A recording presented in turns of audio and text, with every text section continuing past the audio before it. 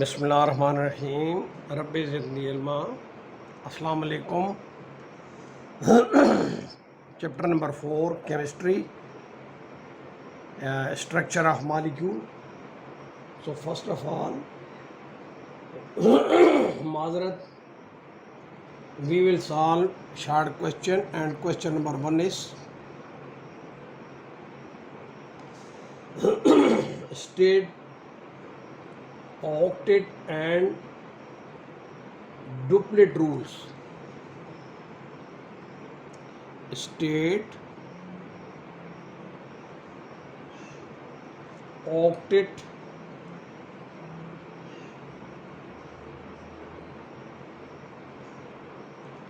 and duplet rules.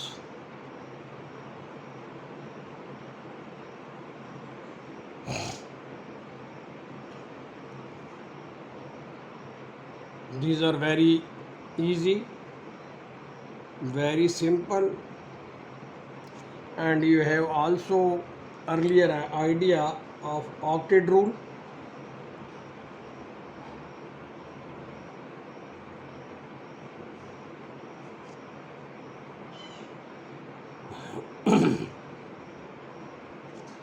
So what is meant by octet rule?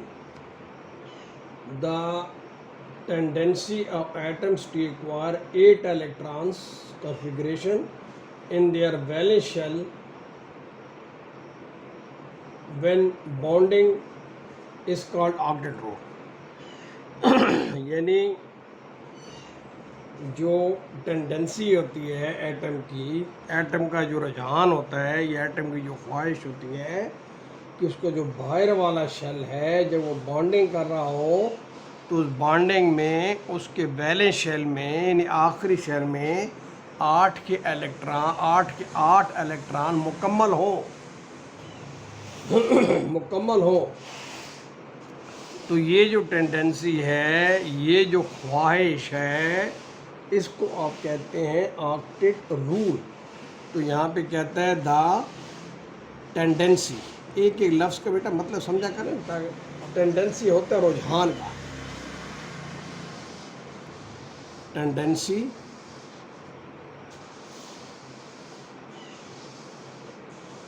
Tendency किसकी? Of atoms. और क्या करेंगी? To acquire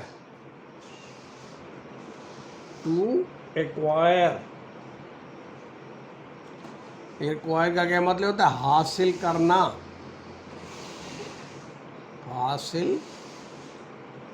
करना, एक्वायर 8 इलेक्ट्रॉन, 8 इलेक्ट्रॉन्स। कहाँ पे? 8 electron configuration.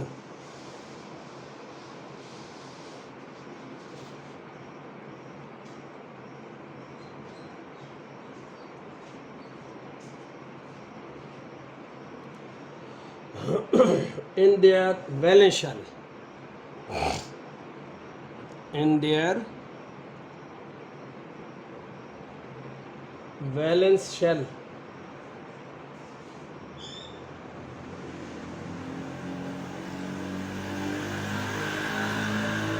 when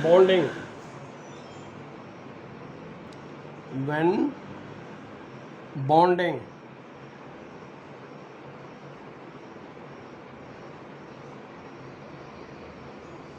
is called octet rule.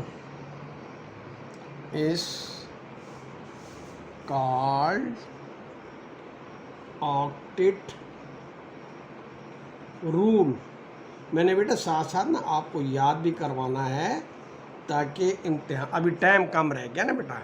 Tendency क्या होता है बेटा? रुझान।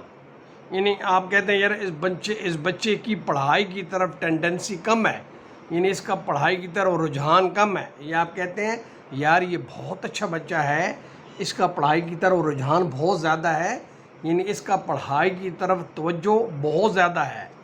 तो द टेंडेंसी ऑफ किसकी? एटम्स की, उसका नाम आपने लिखना है। क्या है टेंडेंसी किसकी है? एटम्स की। टू एक्वायर हासिल करे 8 इलेक्ट्रॉन्स, 8 इलेक्ट्रॉन हासिल करे in their valence shell. Valence shell जो आउटर मोस्ट शेल होता है ना, वो वैलेंस शेल होता है। व्हेन बॉन्डिंग, जब बॉन्डिंग हो रही हो तो उस वक्त एटम की टेंडेंसी होती है कि वो अपने आउटर मोस्ट शेल में 8 इलेक्ट्रॉन हासिल करे। तो इसको आप कहते हैं ऑक्टेट रूल। क्या कहते हैं बेटा? Octet rule. मैं इसको दोबारा पढ़ देता हूँ कि the tendency of atoms to acquire 8 electrons configuration in their valence shell when bonding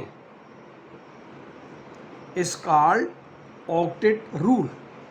अब बेटा ये बड़ी जामिया किस्म की डेफिनेशन है और आसान भी है, कोई मुश्किल नहीं। ठीक है जी, किसी किस्म का कोई मुश्किल नहीं। अभी थोड़ा आगे आ जाते हैं। डुप्लेट रूल आगे आ जाता है, दूसरी डेफिनेशन आ जाती है duplet rule.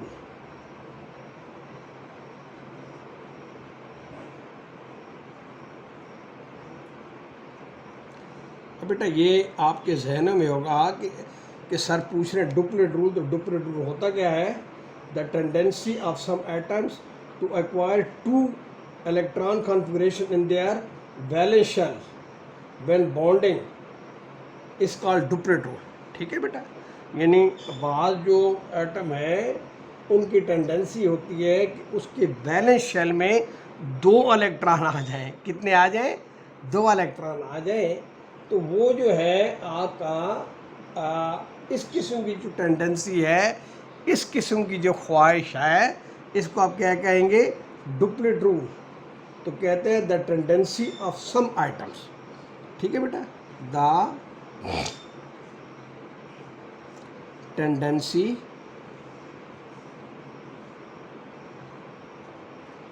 of some atoms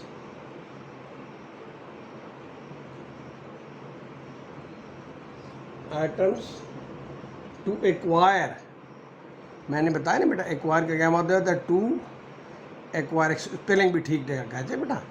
acquire का मतलब होता है हासिल करना, हासिल करना बच्चे। अभी आपका 10 को एग्ज़ाम है ना, इसलिए मैं कोशिश कर रहा हूँ। वो टेंडेंसी का क्या मतलब होता है? रुझान, तवज्जो, रुझान, यानी बस उसकी एक ख्वाहिश होती है कि बस ये चीज़ मुझे मिल जाए। The tendency of some atoms to acquire 2 electron configuration, 2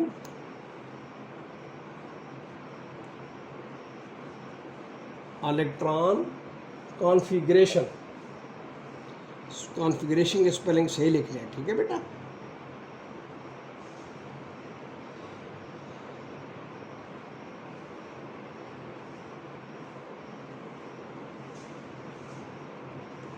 configuration in their valence shell, in their valence shell,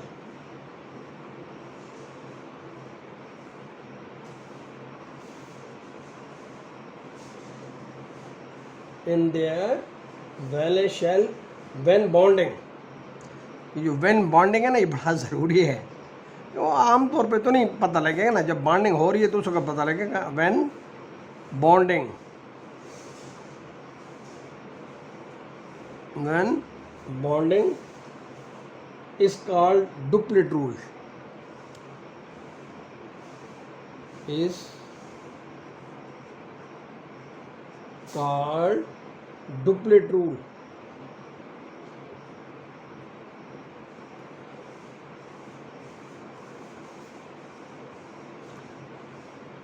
ठीक है बेटा, कितना देखो आसान है और कितना मज़ेदार है, कितना आसान है और कितना मज़ा आता है ये पढ़ते हुए।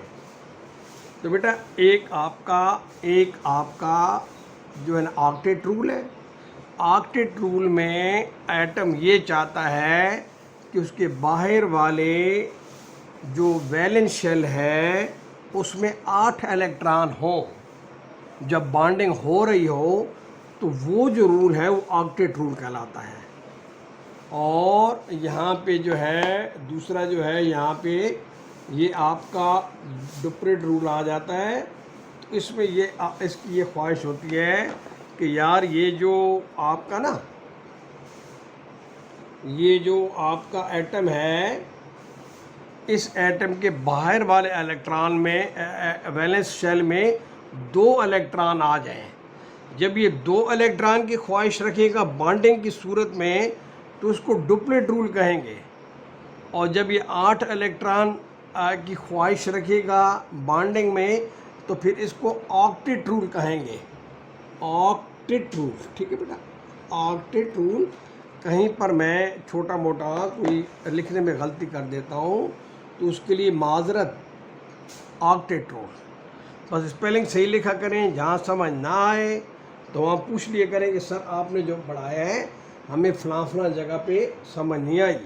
अब बेटा इस सवाल का दूसरा हिस्सा है और वो तो इससे भी ज़्यादा अहम है, आसान भी है अहम भी है। तो माशाल्लाह ये है कि यहाँ देखिएगा, कहता है explain formation of covalent bond between 2 nitrogen atoms. Explain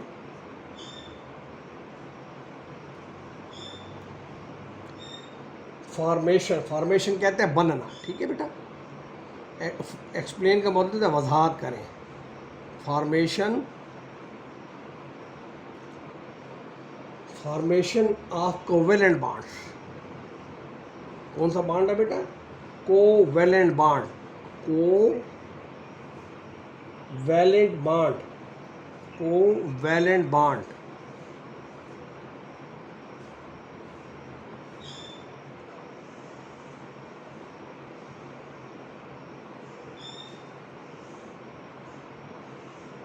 between 2 nitrogen atoms,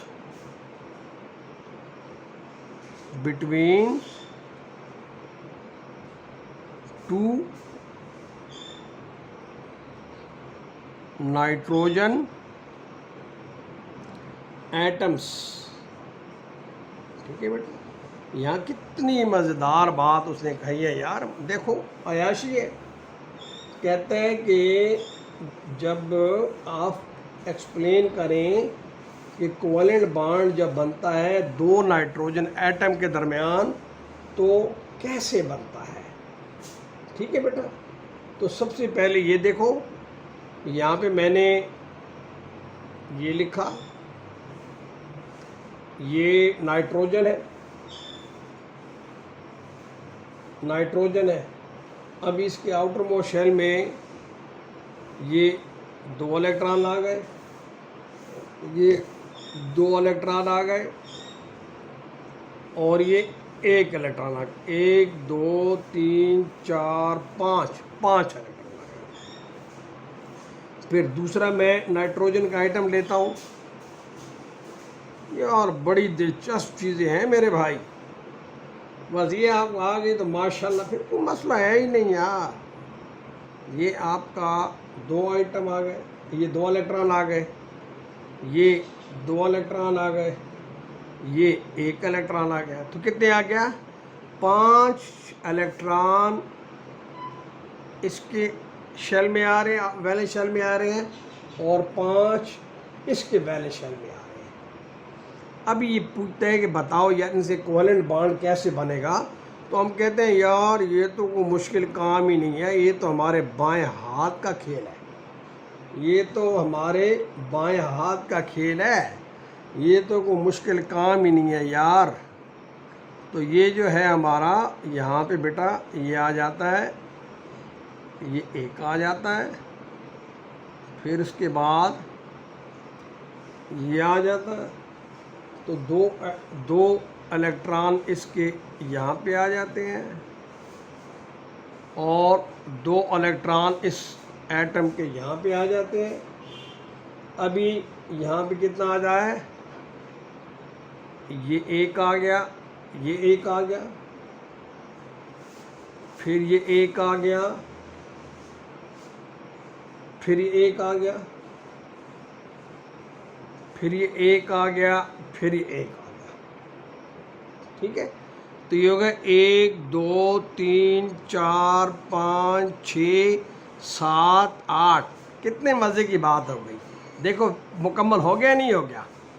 और फिर इस साइड से गिने तो 1 2 3 4 5 6 7 8। ये देखो, तो बैलेंस शेल इसका मुकम्मल हो गया। ठीक है बेटा, ये आपका 1 आ गया बेटा, ये आपका 2 आ गया, ये आपका 3 आ गया, ये आपका 4 आ गया, ये आपका 5 आ गया, और ये आपका 6 आ गया। तो देखो अभी अगर आप देखें शेयर इन्होंने किया ना, शेयर कहते हैं ना। हम अभी आप देखें हम स्कूल में होते थे ना कि यार लाओ ना यार खाना लाओ, शेयर करके खाते हैं यार, मज़े से बैठते हैं। आपकी मामा ने जो बनाया है वो यहाँ रखें, मैं जो घर से लाया मैं यहाँ रख दूँ, आप भी यहाँ रखो, तो बस शेयर करके खाते हैं। वो फिर बहुत सारी चीज़ें इकट्ठी हो जाती हैं, पूरा लगता है कि यार बाकी पार्टी हो रही है। तो वो शेयरिंग हम कर रहे हैं। वो मेरे सालन से खा रहा है, मैं उसके सालन से खा रहा हूँ, मैं उसके राइस खा रहा हूँ, ये इसका हलवा खा रहे। तो ये शेयरिंग होती है, ये शेयरिंग होती है। तो यहाँ पे देखिए शेयरिंग जब ये करता है, जब इसके बाहर के इलेक्ट्रॉन गिने जाते हैं तो इसकी भी कितने आते हैं, 8 आते हैं। और इसकी जब गिनते हैं तो इसके कितने आते हैं, इसके भी 8 आते हैं। दोनों के 8 यार आते हैं या नहीं आते, आते हैं ना, आते हैं। तो ये इन्होंने क्या किए, अपने इलेक्ट्रॉन शेयरिंग की है। तो जो शेयरिंग ऑफ इलेक्ट्रॉन होता है ना, उससे जो आपका बॉन्ड बनता है वो कोवैलेंट बॉन्ड होता है। कौन सा बॉन्ड होता है बेटा, कोवैलेंट बॉन्ड होता है। कोवैलेंट बॉन्ड वो बॉन्ड होता है जिसमें शेयरिंग ऑफ इलेक्ट्रॉन होता है। तो यहाँ देखिएगा, अभी थोड़ी सी अंग्रेज़ी में आपके लिए लिख दूंगा कि आप ये देखें कि आपकी फॉर्मेशन किसकी है। यहाँ मैं लिख दूँ, चलो अगले पेज पे, इधर गंद मंद हो जाए, अगले पेज पे चले जाते हैं। ठीक है ना, अगले पेज पे चले जाते हैं, लेकिन ये पेज रखते सामने हैं। ठीक है बेटा, ये पेज भी सामने रखते हैं और अगले पेज पे चले जाते हैं। इसको बार बार हम देखेंगे, हमें ये चाहिए होगा ना। तो यहाँ ये कहता है कि formation of N2 molecule, formation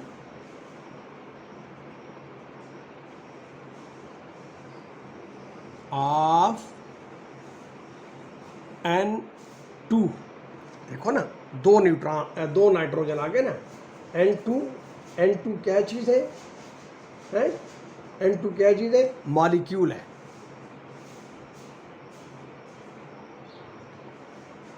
molecule है, N2 मॉलिक्यूल। तो नाइट्रोजन है किस ग्रुप में यार, इतना तो थोड़ा सा याद रखो ना। अभी आपका अपना सब्जेक्ट है यार, ये तो आपकी पहचान है। तो आपका जो नाइट्रोजन है, नाइट्रोजन इस इन ग्रुप, ठीक है, इन ग्रुप 5A में आ रहा है। ठीक है बेटा, और it has 5 electrons. It has 5 electrons in the valence shell. It has 5 electrons in valence shell. ठीक है, 5 आते यार, देखो ना 5 आ रहे हैं ना यार मेरे भाई, ये देखो 1 2 3 4 5 आए या नहीं आए, 5 आए हैं ना। और यहाँ देखो 1 2 3 4 5 आए या नहीं आए हैं। तो यहाँ ये कहता है it has 5 electron in the valence shell. अभी इस 5 है ना, तो इसको अपना ऑक्टेट मुकम्मल करने के लिए कितने चाहिए होंगे? 3 और चाहिए होंगे ना, 8 होने चाहिए ना। तो पहले 5 हैं, तो 3 अगर 5 पे जमा कर तो 8 आता है। तो यहाँ पर ये कहता है कि it needs how much? It needs 3 electrons, 3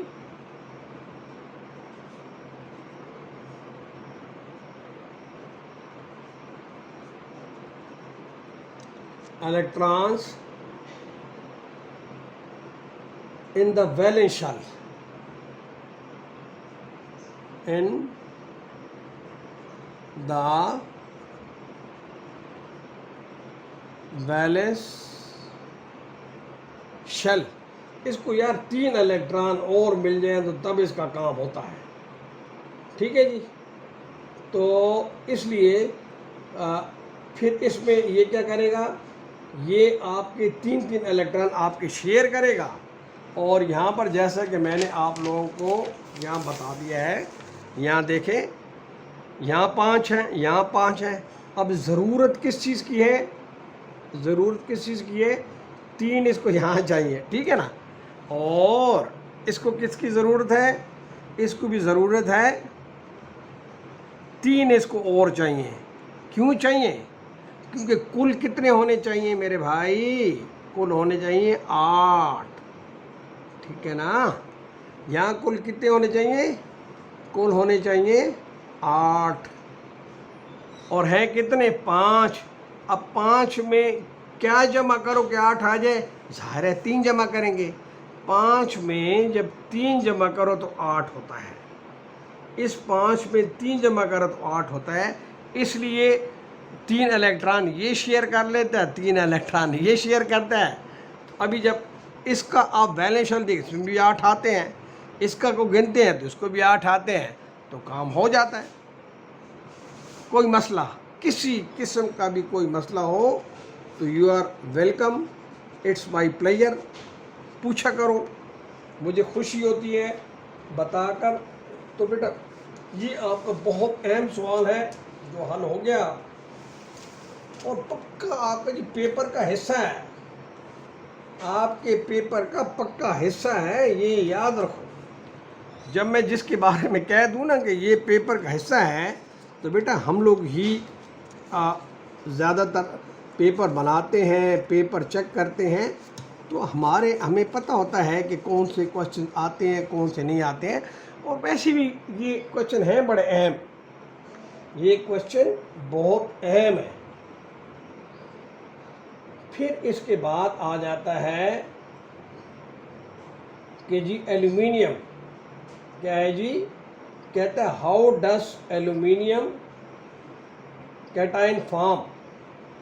ठीक है बेटा, क्वेश्चन बहुत अहम है। ओ हो, पक्का आपके पेपर का जी हिस्सा है, वेरी वेरी वेरी इम्पोर्टेंट है। तो यहाँ पर ये क्या कहता है? यहाँ कहता है हाउ डस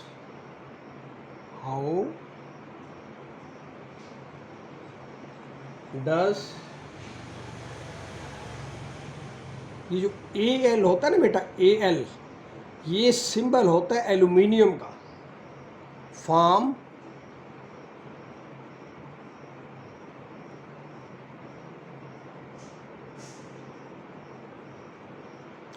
एल्यूमिनियम कैसे ये फॉर्म करता है बेटा? सबसे आसान ये है, सबसे आपका आसान ये है, ठीक है जी।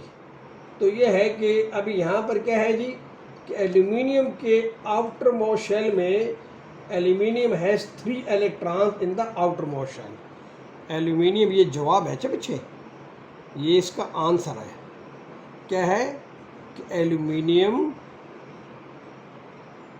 Atom has 3 electrons in the outermost shell, in the outermost most shell 3 electron आते हैं. It loses 3 electrons. It loses, lose का मतलब ना दे देना. इट स्पेलिंग सही लिखा कर. अच्छा, इट लूजेस 3 इलेक्ट्रॉन्स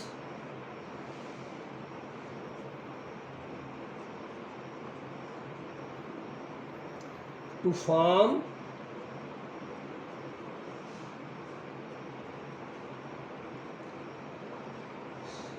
ये एल्यूमिनियम आपने लिखा. अब ये लूज कर रहा है ना यार, और कितने कर रहा है? 3 कर रहा है, तो ये +3 आ जाएगा और ये आयन बन जाएगा. ख़त्म हो गया. अब तो यार आप लोग माशाल्लाह, आप लोग तो अभी तगड़े हो गए हो सारे. अभी तो मसला है ही नहीं यार. तो ये देखें, अब ये आपका एल्यूमिनियम आ गया.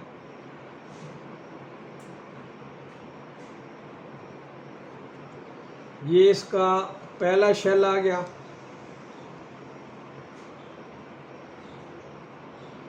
इसमें कितने होते हैं? 2 इलेक्ट्रॉन. एक यहाँ पे आ गया, एक यहाँ पे आ गया. फिर उसके बाद दूसरा आ गया. तो दूसरे में कितने आते हैं? 8 आते हैं. तो ये हो जाएगा, उसमें आपका 2 यहाँ पे आ गए, 2 यहाँ पे आ गए, 2 यहाँ पे आ गए और 2 यहाँ पे आ गए. अभी इसका आउटर मोस्ट शेल आ गया.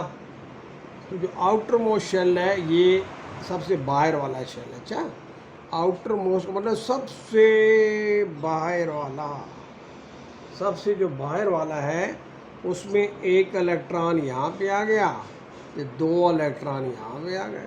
यार इतनी आसान सी बात थी मेरे भाई. मसला है? नहीं, कोई मसला नहीं, किसी किस्म का कोई मसला नहीं. तो अभी आपने क्या करना है, आप देखें इसको मैं कैसे करता हूँ. इसमें ये आ गया बेटा. फिर यहाँ पर मैं एक छोटी सी ब्रैकेट लगा लेता हूँ.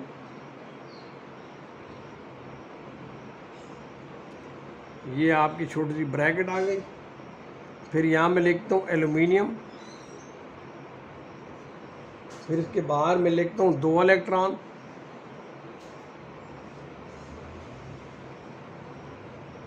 और उसके बाद मैं लिखता हूँ 8 इलेक्ट्रॉन.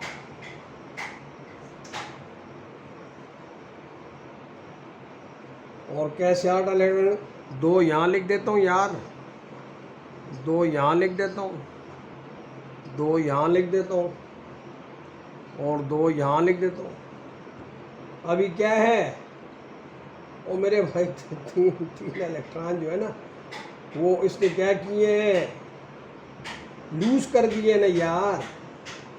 3 इलेक्ट्रॉन इसने क्या किए हैं? लूज कर दिए. तो यहाँ पे आ जाएगा +3 × इलेक्ट्रॉन. बस मज़ा आ गया जी. आपका सवाल भी हो गया, आपने इसकी शेप भी बना ली यार. और क्या चाहिए आप? ठीक है ना.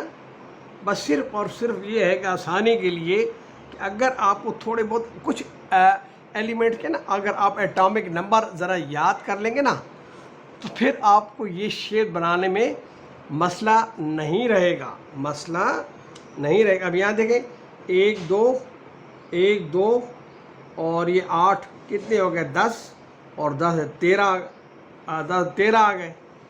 ठीक है ना, 13 आ गए. तो ये इसमें से ये चला गया, तो ये बाकी रह गए 10. ठीक है. तो ये शेप होती है कि कैसे फॉर्म होता है, ये ऐसे फॉर्म होता है. ठीक है. कितना देखो आसान था. आप लोग कितने परेशान हो रहे थे सर ये को भला भला. ओ यार कोई मेरे भाई भला नहीं है, ये तो सबसे आसान है. अभी आगे इसी किस्म का सवाल है, इसी का भाई कह लें आप. ठीक है जी. अभी वो कहता है कि बताएं कि ऑक्सीजन का जो वो है आयन है वो कैसे बनता है. हम कहते हैं हमारे लिए तो अभी कोई मुश्किल है भी नहीं, क्योंकि अभी तो हम मास्टर बन गए हैं अल्हम्दुलिल्लाह. अभी तो हमारे लिए ये चीज़ें मुश्किल रही ही नहीं। अभी तो ये चीज़ें हमारे लिए मुश्किल रही ही नहीं।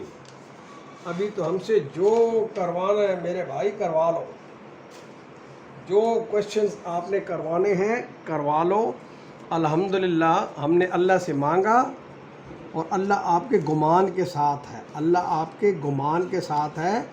जो आप अल्लाह से मांगते हो अल्लाह आपको वो दे देता है।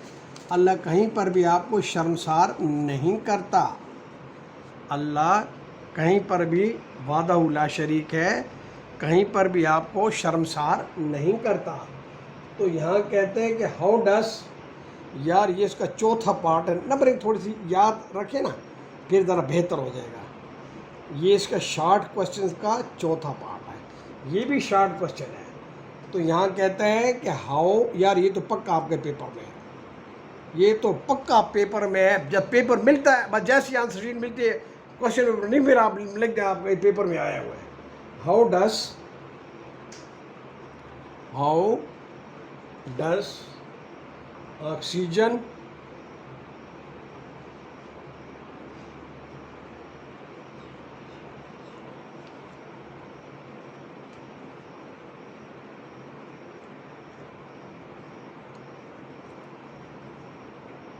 ये तो है ही सबसे आसान। सबसे पहले ग्रुपिंग का आपको पता लग जाए ना तो यार फिर तो ये है कि it has 6 electrons in the valence shell. जो आप देखो, अच्छा बेटा देखो ना, इसका टोटल जो है ना एटॉमिक नंबर 8 होता है ना यार, 8 होता है, तो फिर 6 बाहर बचेंगे ना। तो कहते हैं कि इट हैज़, अंग्रेजी सही लिखा करो, अच्छा, it has 6 electrons, 6 electrons in its valence shell, in its valence shell,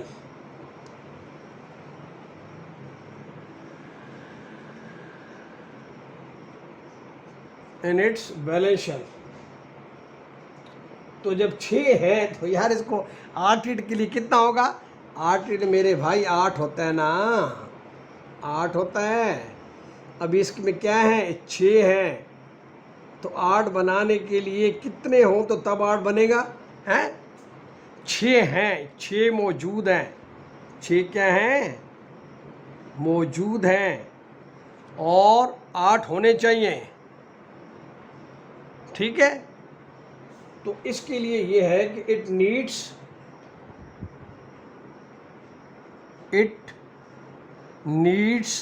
का क्या मतलब होता है?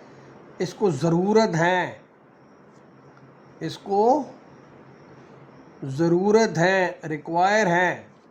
It needs 2 electrons, 2 electrons to achieve noble gas, to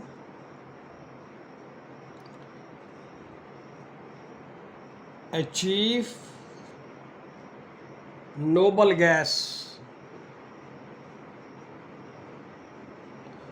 noble gas, ठीक है बेटा। यार कितना देखो मज़ेदार बातें हैं। मैं तो इतना यार खुश होता हूँ जब ये सॉल्व करता हूँ, तो वही हीट आपके अंदर भी होनी चाहिए। अब देखो बेटा, मैं यहाँ पे पहले ये देखें, ये क्या आ गया, ये आपका आ गया ऑक्सीजन। फिर क्या आ गया, इसके पहले शेल में आ गए 2 इलेक्ट्रॉन, ठीक है, 2 आ गए। और इसके दूसरे शेल में आ गए 6 इलेक्ट्रॉन, 6 आ गए। तो मैं 2 यहाँ लगा देता हूँ, 2 यहाँ लगा देता हूँ और 2 यहाँ लगा देता हूँ, ठीक है। अभी अगर इसको 2 मिल जाए ना यार, हैं 2 मिल जाए तो ये क्या हो जाएगा, ये इसका ऑक्टेट मुकम्मल हो जाएगा। ऑक्टेट ऑक्टेट क्या होता है, 8। देखो ना, इसको 2 और मिल जाए तो क्या हो जाएगा, पहले 6 है ना, 2 मिल जाए तो क्या हो जाएगा, ये 8 मुकम्मल हो जाएगा। जब 8 मुकम्मल हो जाएगा तो फिर ये ना ये देगा ना ये लेगा, नोबल हो जाएगा ये, ठीक है ना। तो ये आपका 2 इलेक्ट्रॉन आपके यहाँ पे आ जाते हैं। क्या करता है ये, और ये 2 का क्या ले रहा है नहीं जरा, ठीक है ना, 2 इलेक्ट्रॉन ये ले रहा है। तो फिर क्या हो जाएगा आपका, यहाँ पे मैं तो दोबारा ये ब्रैकेट डाल लेता हूँ ताकि चीज़ें आपके लिए थोड़ी सी यार आसान हो जाए, ठीक है ना। चीज़ें आपके लिए आसान है तो मैं खुश हूँ। तो ये आपका आ जाता है, ये आ जाता है, ये आपका आ जाता है ऑक्सीजन, ये ऑक्सीजन आ जाता है। फिर इसके बाद आ जाता है आपका 2 यहाँ पे आ जाते हैं और 8 यहाँ पे आ जाते हैं। मैं इनको प्रेस कर देता हूँ, 2 यहाँ पे आ गए, 2 यहाँ पे आ गए, 2 यहाँ पे आ गए, 2 यहाँ पे आ गए, ठीक है जी। तो इस पे जो चार्ज आ जाता है वो आपका, ठीक है, तो आपका जो चार्ज इस पे आ जाता है वो क्या आ जाता है, -2 का आ जाता है, -2 का आ जाता है। बस इतनी सी बात थी यार, इतनी सी आपकी बात थी।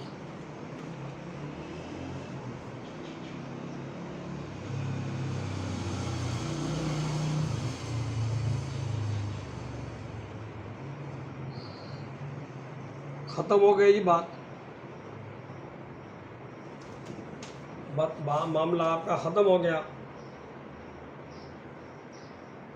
जब ये इलेक्ट्रॉन ले रहा है किसी से, फिर ये चार्ज आ जाएगा। अभी यार इसके बाद का जो टॉपिक है ना, तो गारंटेड है कि वो आपका पेपर है। इसके बाद अगला जो टॉपिक है ना, यहाँ लाइन लगा दूँ, इधर ही कर दूँ या नेक्स्ट पेज पे जाऊँगा। ये आपका शॉर्ट क्वेश्चन में 5वां नंबर है इसका। यार ये सबसे अहम है, ये बता रहा हूँ आप लोगों को। तो कहते हैं कि draw electronic cross and dot structure for H2O molecule. यार सबसे अहम है यार, ये तो गारंटेड आपके पेपर का हिस्सा है, इतना याद रखो। तो यहाँ पर यहाँ कहता है कि ड्रा, सवाल में लिख लूँ ना यार ताकि आसान हो जाए ना, फिर आप ढूंढते रहते हो कि सर ये सवाल कौन सा है। तो बेटा ये आपका चैप्टर नंबर 4 है। मजमून कौन सा है, केमिस्ट्री। क्लास कौन सी है, 9th। तो यहाँ पर कहता है कि draw electron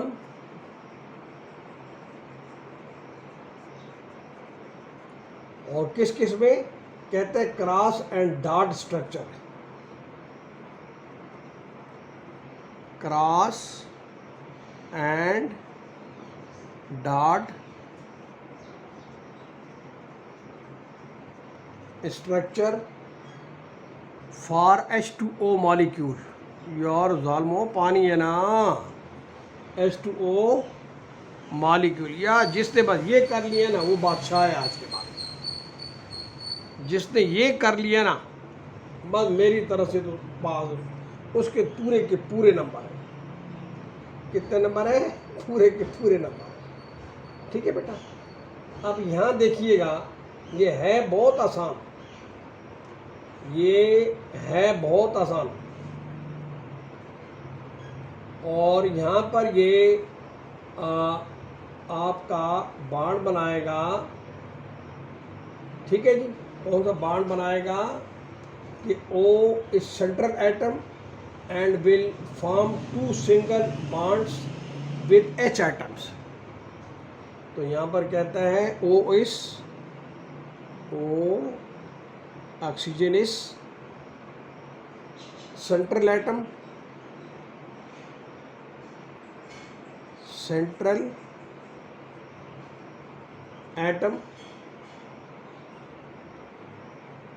and will form two single bonds and will form two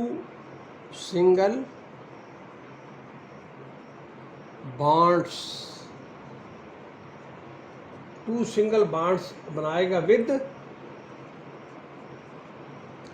hydrogen atom.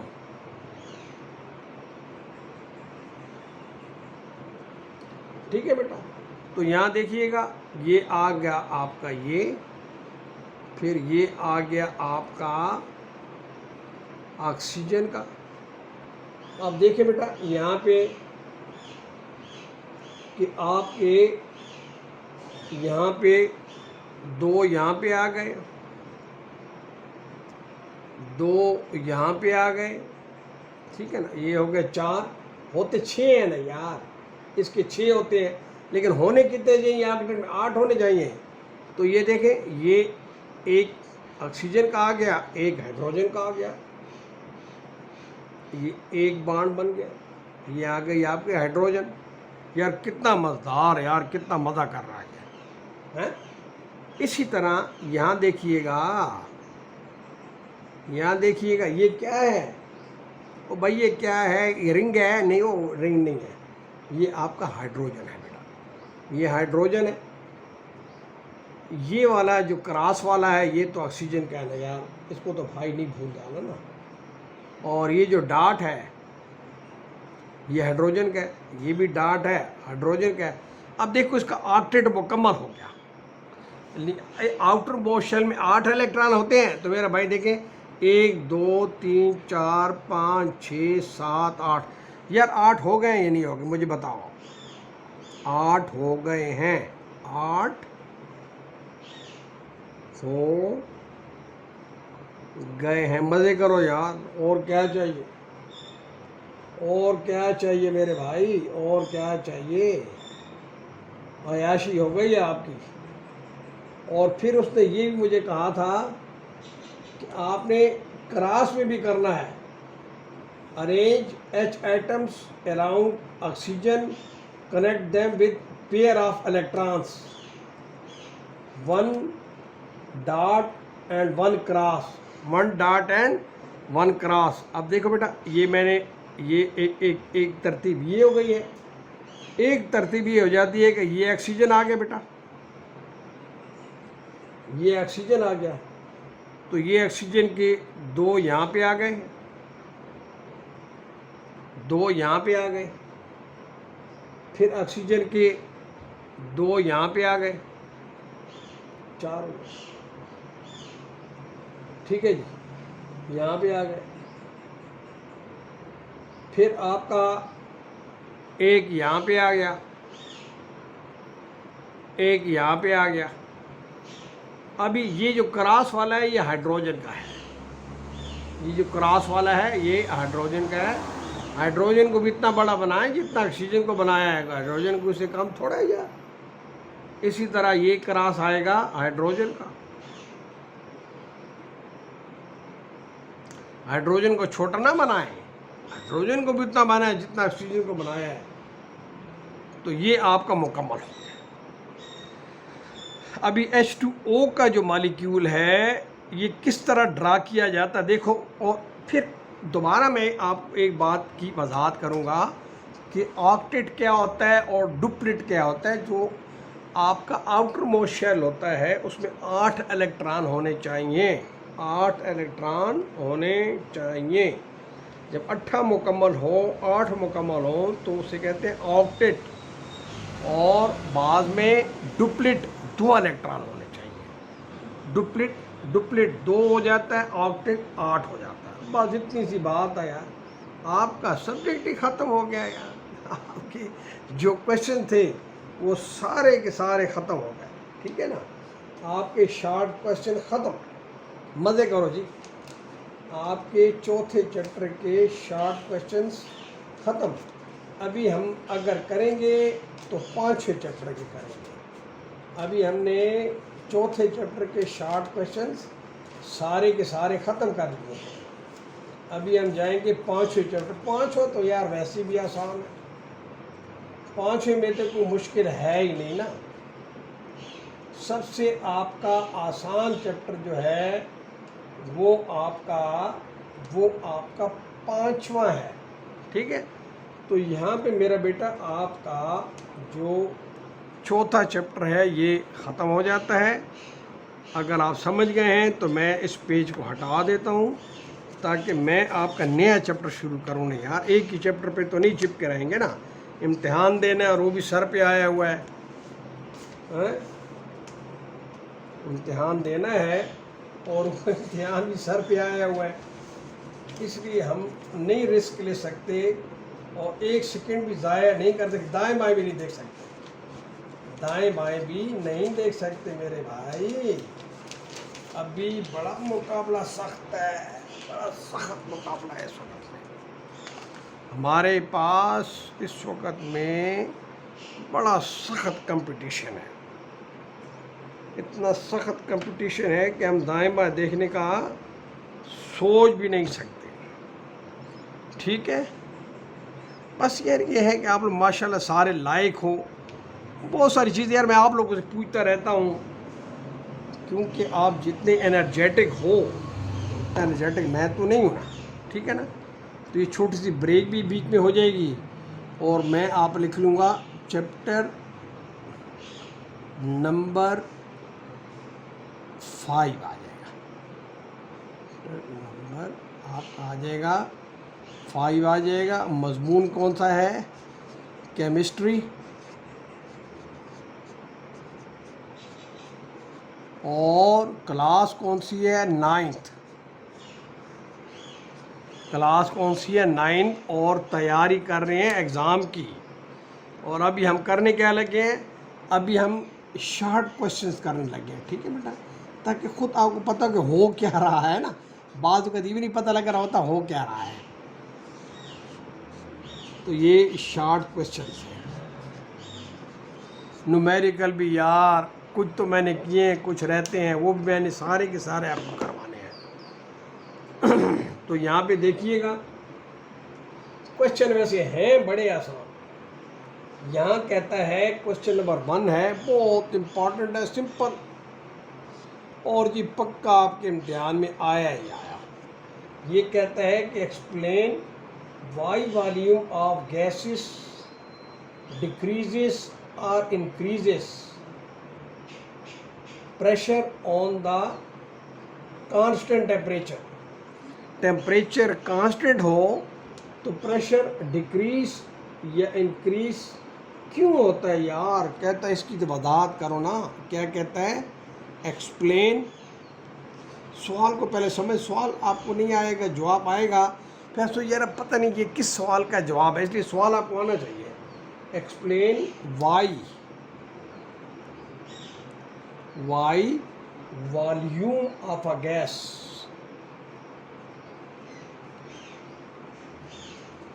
Volume of a gas decreases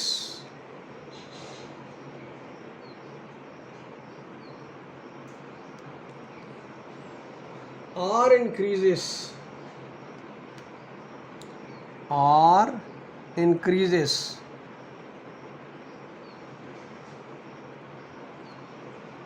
on a constant temperature, on a constant temperature।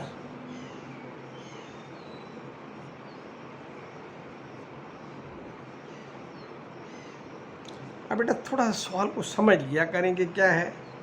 ये मेन आपका कह रहे हैं कि यार ये वॉल्यूम है ना, वॉल्यूम हुजम, हुजम वॉल्यूम हुजम, ठीक है ना। मेरे भाई वॉल्यूम समझते हो ना, वॉल्यूम तो बड़ी अहम चीज़ होती है, ठीक है ना। वॉल्यूम होता है जगह घेरना, ठीक है ना। अभी आपका पिल्लो है, आपने पिल्लो पकड़ा हुआ है, तो उसी पिल्लो को जब आप दबाते हो तो वो छोटा हो जाता है। तो पहले इसका वॉल्यूम ज़्यादा था, पहले वो ज़्यादा जगह घेर रहा था, अभी आपने इसको प्रेस कर लिया है तो अभी वो उसका वॉल्यूम कम हो गया, यानी अभी कम जगह घेर रहा है।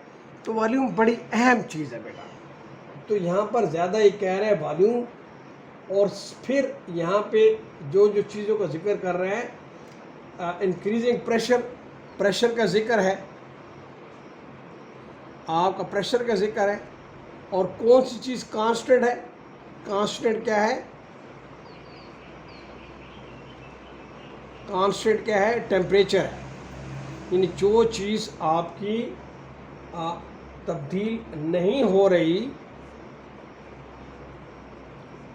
वो आपका टेम्परेचर है। टेम्परेचर आपका तब्दील नहीं हो रहा, लेकिन कहते हैं वॉल्यूम जो है घटता और बढ़ता क्यों है, घटता और बढ़ता क्यों है आपका। Why, explain why volume of a gas increase और डिक्रीजेस और increases, decreases on increasing pressure, on increasing, यहाँ मैं सिर्फ एक चीज़ भूल गया मैं यहाँ, लेकिन increasing pressure,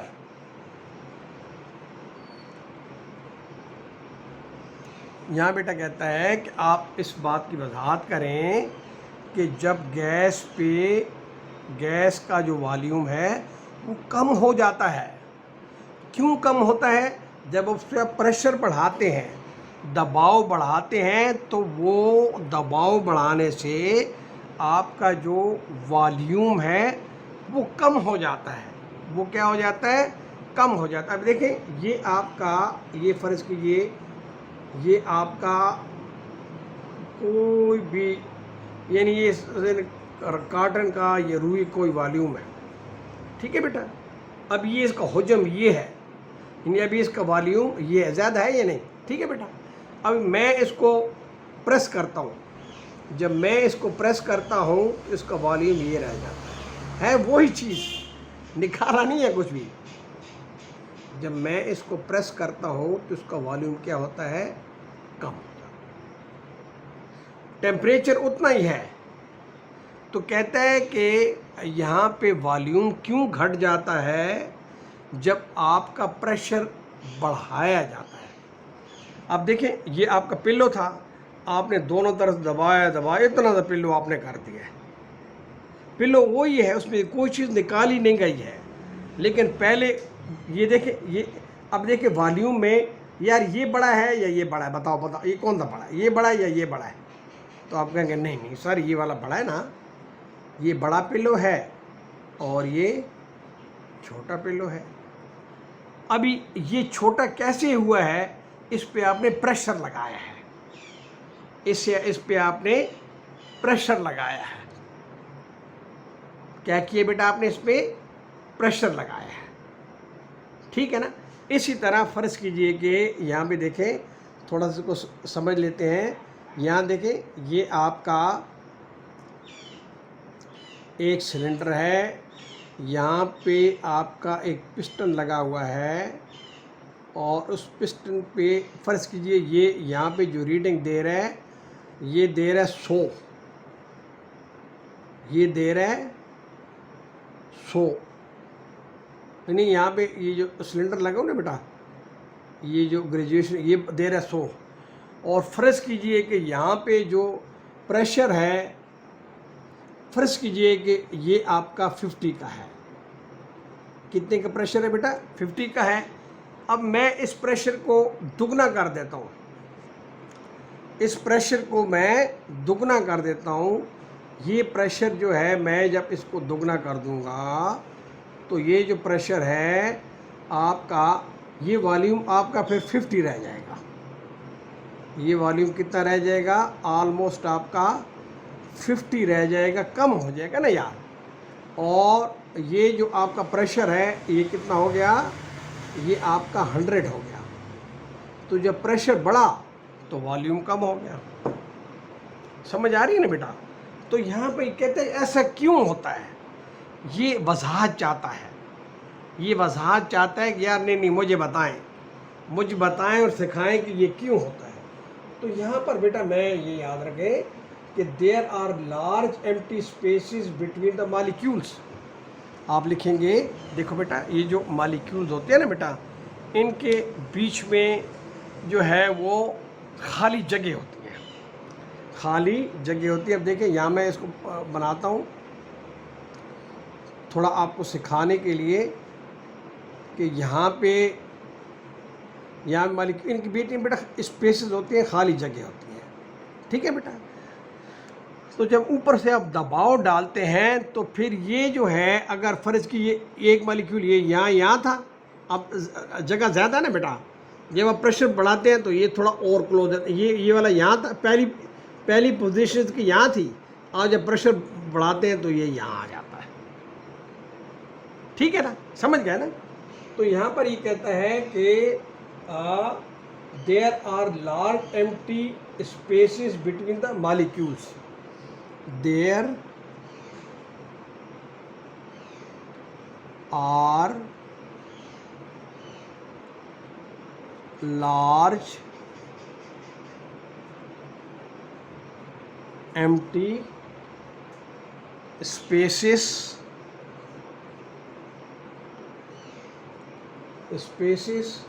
between the molecules.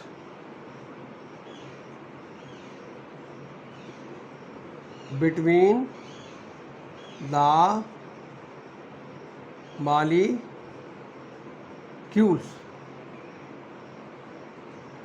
तो कहते हैं कि ऑन इंक्रीजिंग का मतलब होता है बढ़ाना। On increasing,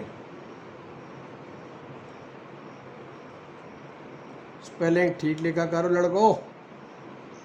on increasing pressure on the gas, on increasing pressure. ठीक है? pressure on the gas, the distance between the molecules decreases. The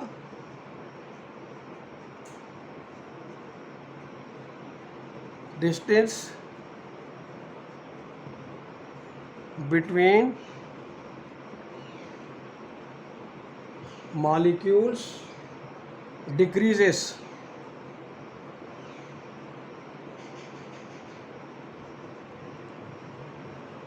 So the volume of the gas decreases.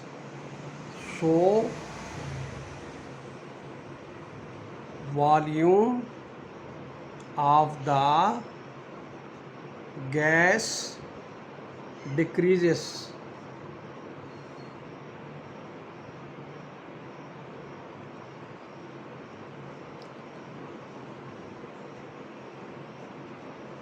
ठीक है बेटा? कितनी जामिया किस्म की यार डेफिनेशन, आयाशी करो आयाशी। कितनी जामिया किस्म का देखो एक्सप्लेन हो गया है कि इन मॉलिक्यूल्स के दरमियान काफ़ी जगह होती है। एक मॉलिक्यूल वो उधर है तो एक इधर है। जब आप इस पे प्रेशर बढ़ाते हैं तो प्रेशर बढ़ाने से मॉलिक्यूलों का जो दरमियानी फासला है वो कम हो जाता है। जब वो कम हो जाता है तो आपको लगता है कि इसका वॉल्यूम भी कम हो गया। मैंने जैसे गैरेज किया है, यहाँ देखें ये पहली पोजीशन है। किसकी पोजीशन है भाइयों? किसकी पोजीशन है? पहली पोजीशन, ये पहली पोजीशन है इस मॉलिक्यूल की। जब प्रेशर बढ़ा अब ये दूसरी पोजीशन है।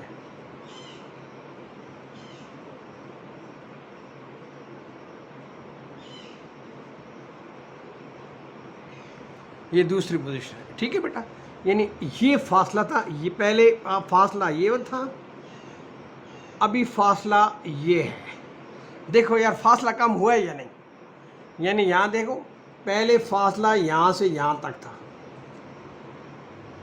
दूसरे ने फासला यहाँ से यहाँ तक था। अब कौन सा फासला कम है, ये वाला कम है या ये वाला कम है? जाहिर है आपको कि नहीं सर ये वाला फासला कम है, ये कम है और ये ज़्यादा है। ठीक है ना, तो यार ये तो आपका 100% गारंटेड सवाल है जो आपके पेपर का है। ये तो जैसे ही आपको आंसर क्वेश्चन पेपर ना भी मिले ना, अभी हल्का ना जुड़ा पेपर में आया हुआ है। ठीक है बेटा, उसके बाद आ जाता है अगले क्वेश्चन, तो इससे भी आसान है। जो इससे अगला क्वेश्चन है ना, इसी 5वें चैप्टर का शॉर्ट क्वेश्चन में, वो कोई और इससे भी आसान है। ठीक है, वो तो इससे भी आसान है, बस सिर्फ आपकी यार थोड़ी सी तवज्जो चाहिए होती है। अभी तो हमारी आपस में अच्छी यारी दोस्ती है, we are good friend, we are sincere to each other. तो ये सिंसेरिटी ये होती है कि जो भी आपको आपके बड़े बात करते हैं तो आप उस बात पे अमल करते हैं, बस इतनी सी बात होती है। उस पर क्या करते हैं, बात पे आप अमल करते हैं, बस आपके बुज़ुर्ग बड़े यही चाहते हैं, बस और तो कुछ भी नहीं होता। बस वो कहते हैं कि बच्चे कामयाब हो, बस बच्चे कामयाब तो अयाशी अयाशी। तो ये आपका चैप्टर नंबर 5 है, ये आपका चैप्टर नंबर 5 है। सब्जेक्ट कौन सा है, केमिस्ट्री है। क्लास कौन सी है, 9th है। ठीक है ना। आप कर क्या रहे हैं, शॉर्ट क्वेश्चंस कर रहे हैं जी मेरे भाइयों, शॉर्ट क्वेश्चन कर रहे हैं। समझ में आ रहे हैं, 100% शॉर्ट क्वेश्चन कर रहे हैं। ठीक है जी, आए जी आगे चलते हैं।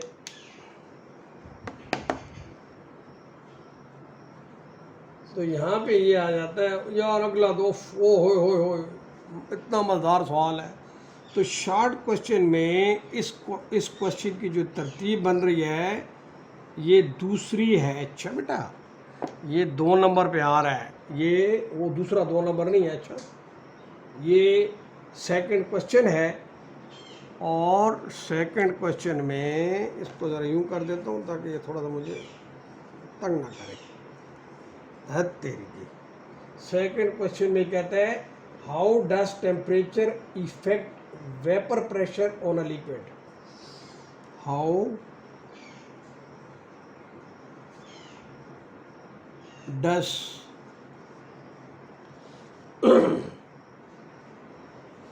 Temperature effect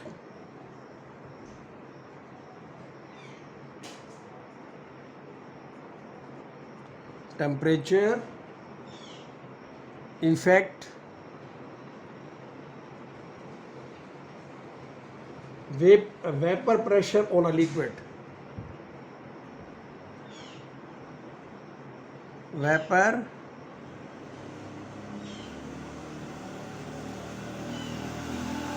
pressure of a liquid.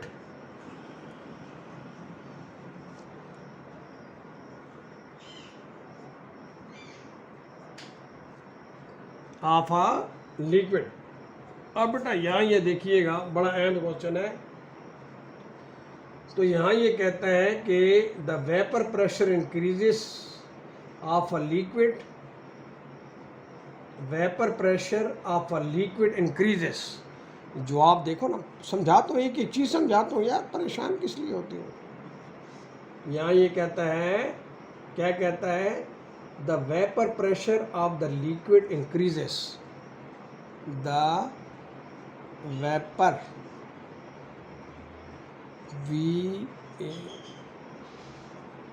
Vapour pressure of a liquid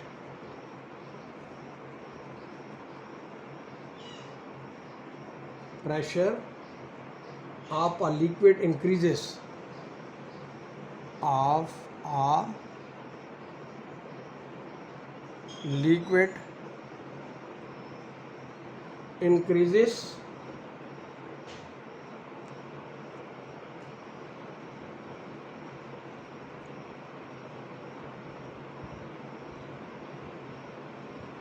as the temperature increases, as the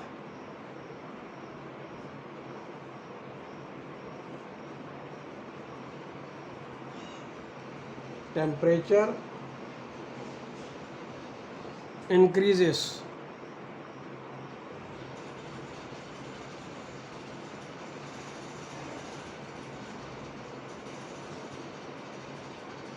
the molecule in the liquid are more energetic.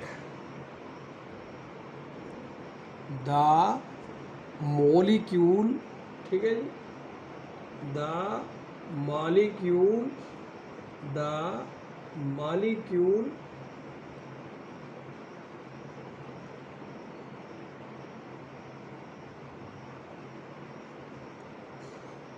in the liquid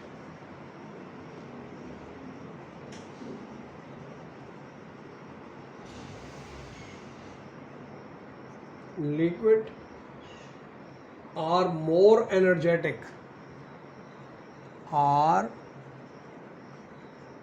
more energetic. Energetic समझती हो ना ओ भाइयों?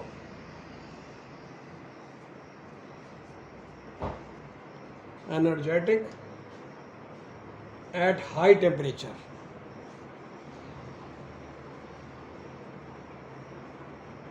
High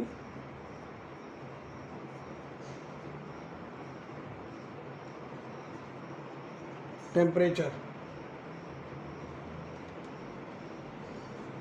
and more molecules can escape, and more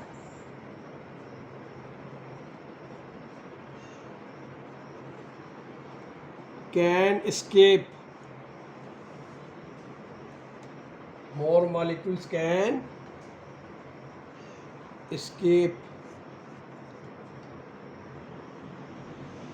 from the liquid phase,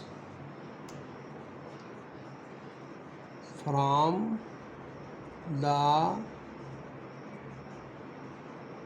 liquid phase into the gas phase.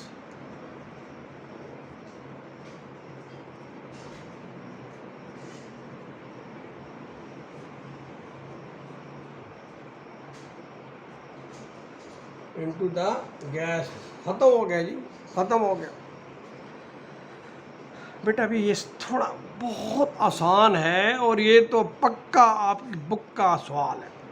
ये तो आपके जो 10 को paper है ना, ये पेपर का लाजमी हिस्सा है। अब मैं आपको समझाता हूँ कि जब टेम्परेचर बढ़ता है तो टेम्परेचर बढ़ने के साथ जो मॉलिक्यूल्स हैं उनकी काइनेटिक एनर्जी भी बढ़ जाती है। क्या बढ़ती है बेटा? Kinetic energy. काइनेटिक एनर्जी कौन सी एनर्जी होती है? The energy of a body due to its motion.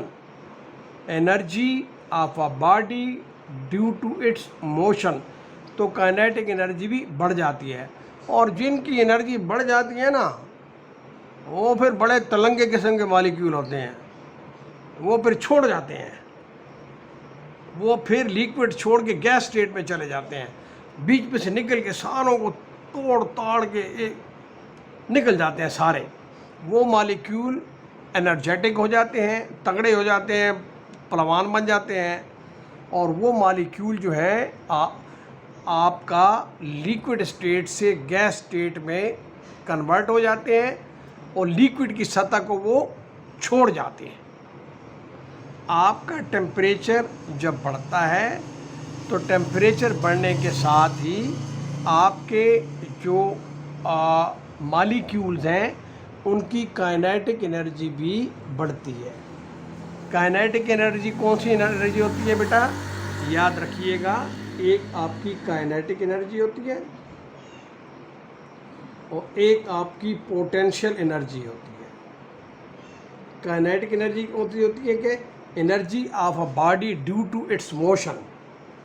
कौन सी होती है बेटा, एनर्जी ऑफ अ बॉडी